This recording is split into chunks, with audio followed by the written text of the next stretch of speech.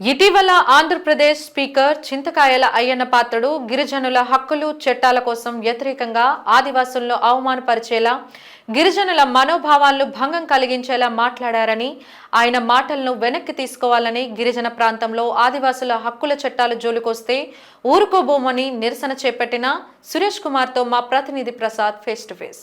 ఇటీవల ఒక కార్యక్రమంలో స్పీకర్ మాజీ మంత్రి అయ్యన్న పాత్రుడు చేసిన వ్యాఖ్యలని ఇటు ఆదివాసీలు పూర్తిగా ఖండిస్తూ ఈ రోజు ఉద్యమాల బాట పడుతున్నారు. అయితే ఈ ఉద్యమానికి గల కారణం ఏంటి, అసలు ఆదివాసీలపై అయ్యన్న పాత్రుడు చేసినటువంటి వ్యాఖ్యలు ఏంటనే విషయం మీద ఈ రోజు మనతో మాట్లాడడానికి అయితే కనుక ఆదివాసీ యువ నాయకులు అదేవిధంగా డాక్టర్ టి సురేష్ మనతో ఉన్నారు. సురేష్ గారు, ఏంటి ఈ రోజు ఆంధ్ర విశ్వవిద్యాలయం వేదికగా అంబేద్కర్ విగ్రహం ఎదురుగా జరుగుతున్నటువంటి ఈ ఉద్యమానికి గల కారణం ఏంటి?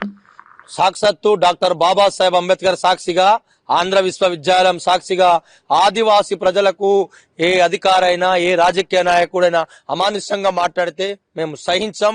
చింతకాయల అయ్యన్న పాత్రుడు గారు, మీరు ఇటీవల జరిగినటువంటి మొన్న మీటింగ్ లో ఆదివాసులకి టూరిజాలు పెట్టి లేదంటే గుడారాలు కట్టిస్తే ఆ టూరిజం డెవలప్మెంటే ఆదివాసీ డెవలప్మెంట్ అని మీరు చెప్పడం సబబు కాదు.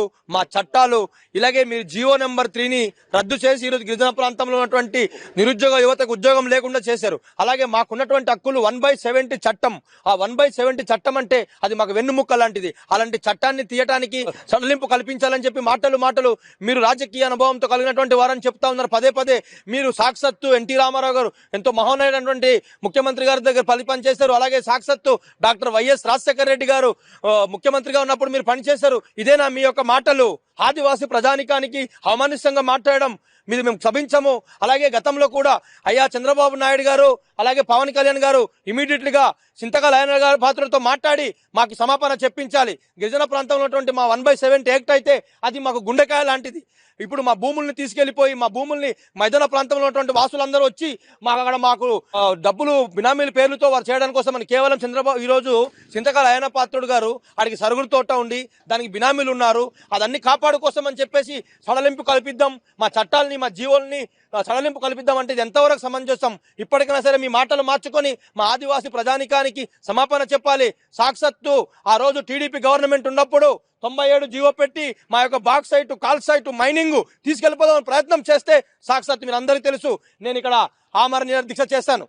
ఆమర నిరదీక్ష చేస్తే సాక్షాత్తు ప్రియతమ నాయకుడు జగన్మోహన్ రెడ్డి గారు జీవోను రద్దు చేసి ఈరోజు మా హక్కుల్ని కాపాడినటువంటి నాయకుడు మీరు చూస్తున్నారు కదా.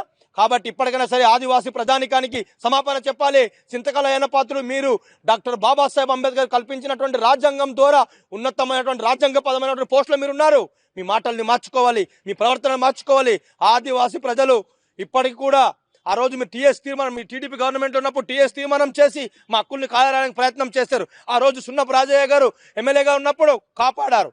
కాబట్టి ఇప్పటికైనా సరే ఆదివాసీ ప్రజానికానికి సమాపన చెప్పి మీకు ఇంకో మాట కూడా చెప్తాను. మీ టీడీపీ ప్రభుత్వంలో గత 15 సంవత్సరాల నుంచి ఈ రోజు దాకా మీ పార్టీకి ఒక ఎంపీ ఒక ఎమ్మెల్యే స్థానం కూడా లేదు అంటే అర్థం చేసుకోవాలి. ఆదివాసీ ప్రజలకు మనోభావాలను దెబ్బతీస్తే ఆదివాసీ ప్రజలు చూస్తూ ఊరుకునే మనుషులు కారు. ఆదివాసీ హక్కులు జోలికి వస్తే ఊరుకునే మనుషులు కాదు. ప్రతి వాడవాడ గ్రామం కూడా మూకుమ్మడిగా వచ్చి దాడి చేయడానికి కూడా సిద్ధంగా ఉంటారు. ఇప్పటికైనా సరే ఆంధ్రప్రదేశ్ ముఖ్యమంత్రి నారా చంద్రబాబు నాయుడు గారు, ఉప ముఖ్యమంత్రి పవన్ కళ్యాణ్ గారు మీరు మాట్లాడి అయ్యన్న పాత్రుడి యొక్క వ్యాఖ్యల్ని వెనక తీసుకోకపోతే ఆదివాసీ ప్రజానికం తరపున మీకు హెచ్చరిస్తామని తెలియజేస్తూ సెలవు తీసుకుంటా ఉన్నాను. గిరిజన ప్రాంత నియోజకవర్గ శాసనసభ్యులు అంటే ఎమ్మెల్యేలు కూడా దీన్ని తీవ్రంగా ఖండించాల్సిన పరిస్థితి ఉంది. కానీ వాళ్ళు ఎవరో కూడా నోరు మెదపట్లేదు. ఇంతటి వ్యాఖ్యలు చేసినా సరే వాళ్ళకి మీరు ఇచ్చే మా ఎమ్మెల్యేలు గారు విశ్వేశ్వరరాజు గారు నిన్న ప్రెస్ మీట్ పెట్టడం జరిగింది. ఈ రోజు మా అరకే ఎమ్మెల్యే గారు కూడా ప్రెస్ మీట్ పెట్టడం జరిగింది. అన్ని చేస్తున్నారు. కానీ ఈ రోజు మా ప్రాంతంలో ఉన్నటువంటి టీడీపీ నాయకులు బీజేపీ నాయకులు స్పందించకపోవడం చాలా బాధాకరమైన విషయం. ఎందుకంటే మీరందరూ కూడా స్పందించాలి. మన హక్కులు ఉన్నప్పుడు మన చట్టాలు ఉన్నప్పుడు మాత్రమే మన భవిష్యత్తు బాగుంటుంది. కాబట్టి ఇప్పటికైనా సరే టీడీపీ నాయకులు వైసీపీ నాయకులు బీజేపీ నాయకులు స్పందించి ఎవరైతే మన గురించి తక్కువగా మాట్లాడుతున్నారో, మన హక్కుల కోసం అని చెప్పి ఎవరైతే భంగం కలిగే మాట్లాడుతున్నారో మీరందరూ కూడా స్పందించాలని చెప్పేసి అక్కడ ఉన్నటువంటి నాయకులందరికీ మేము హెచ్చరిస్తా ఉన్నాం. గిరిజన ప్రాంత అభివృద్ధి మా ప్రధాన లక్ష్యంగా భావిస్తూ ముందుకు వెళ్తామని చెప్పి జనసేన పార్టీ అధ్యక్షులు రాష్ట్ర ఉప ముఖ్యమంత్రి పవన్ కళ్యాణ్ చెప్తూ వస్తున్నారు. దాన్ని మీరు ఏ విధంగా? పవన్ కళ్యాణ్ గారు అభివృద్ధి చేయడం మేము దేన్ని కూడా మేము హర్షిస్తాం. ఎవరు కూడా అభివృద్ధి చేస్తే వాళ్ళని మేము ఎవరు కూడా చేయము. కానీ అభివృద్ధి అంటే టూరిజం డెవలప్మెంట్ కాదు. అభివృద్ధి అంటే జియో నెంబర్ 97ని మీరు పునరుద్ధం చేసి మాకు జియో కల్పించి మా ప్రాంతంలో ఉన్నటువంటి వేలాది మంది, ఇప్పుడు నేను ఉన్నాను డాక్టర్ సురేష్, ఎంతో మంది ఎమ్మెల్యేలు పిహెచ్లు చేసినటువంటి రోడ్డు మీద పడిపోయినటువంటి పరిస్థితి. ఈ రోజు దాకా స్పెషల్ డిఎస్ అని చెప్పారు, ఈ రోజు దాకా స్పెషల్ డిఎస్ కూడా లేదు. జీవో నెంబర్ 3 లేకపోవడం వల్ల ఈరోజు మా ప్రాంతంలో ఉన్నటువంటి ఉద్యోగాలు లేకుండా పోయింది. కాబట్టి ఉన్నటువంటి మాకు హక్కులు 1/70 చట్టాన్ని కూడా అక్కడ మా భూమి కూడా మా భూమి మా మీద హక్కు ఉంది. ఆ భూమి కూడా లేకుండా చేస్తాము అంటే ఎంతవరకు సమంజసం మీరే చెప్పండి.